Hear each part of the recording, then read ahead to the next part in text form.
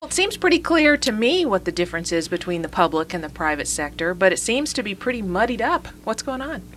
Well, for most people, the public sector carries out activities that the private sector doesn't do: police, fire protection, in some cases garbage and water and so forth.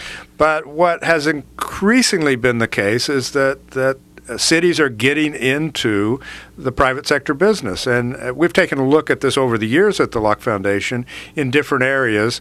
And we did notice that one mayor in Benson has a clear idea of where the separation between the two is. That's Johnston County. Correct, Benson and Johnston County.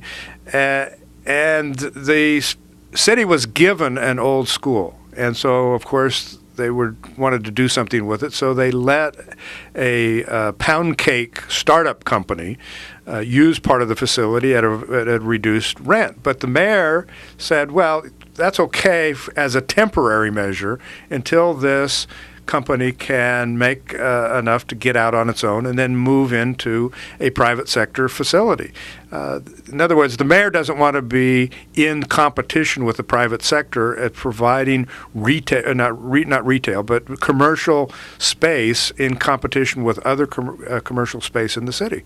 Well, for example, if I'm a competing pound cake company, using your example, or somebody else who does cookies or something that competes with pound cake, I'm probably not real happy. Absolutely. That the city is helping my competition. Absolutely, and that's the case over and over again. We've seen it in restaurants here in Raleigh, where a white tablecloth restaurant has been given $1 million subsidy to go in business. Now, people familiar with Raleigh obviously know that there are plenty of white tablecloth restaurants in town, but the city council, in their wisdom, decided that no, there wasn't one on Fayetteville Street, and that's where they wanted it, so that's where they subsidized a restaurant for $1 million in competition with other restaurants in town.